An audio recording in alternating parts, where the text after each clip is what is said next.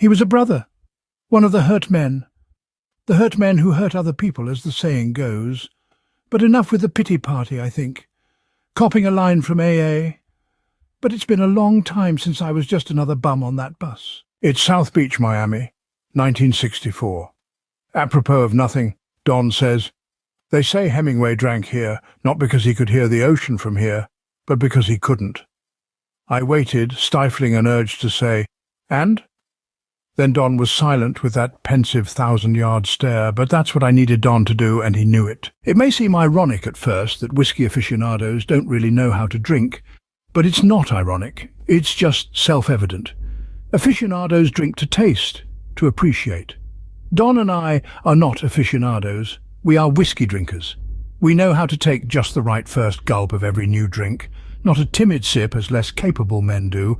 A gulp, enough to sting, to shock the back of the throat, to induce a noticeable but not comic grimace. For us, the grimace says, "I do with ease what would hurt you." I am drinking with Don because it would not make sense to do otherwise in South Beach. Miami, 1964. Here and now we drink Canadian Club, neat.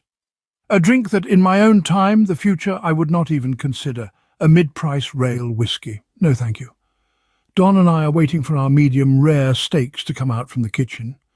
He downs his second drink, gestures the waiter over. Does that thing he does that makes the hairs stand up on the back of my neck. He points at both our empty glasses with a subtle wag of his right index finger. "Do that again." Drinks are poured, mild grimaces displayed after the first gulp.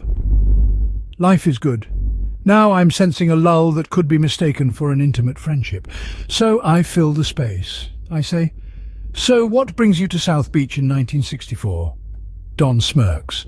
"Sometimes you need to escape to find what you're looking for," Don says. "Or maybe just to remember what you're trying to forget." But that's not what really happened. That's not how it all looked and felt. Back in my own future time, the delusion of glamorous drinking of hard liquor seems foolish, sad, dangerous. It was not for escape, it was not for self-discovery, it was a kind of slow-motion suicide.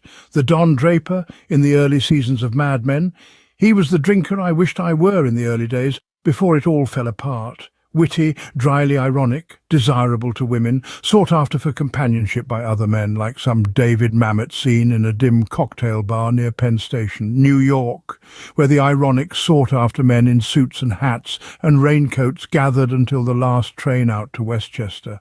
Not to drink the way I like to drink, which is to be extinguished, which is to be erased, which is to feel on the outside what it felt like on the inside. To be nothing.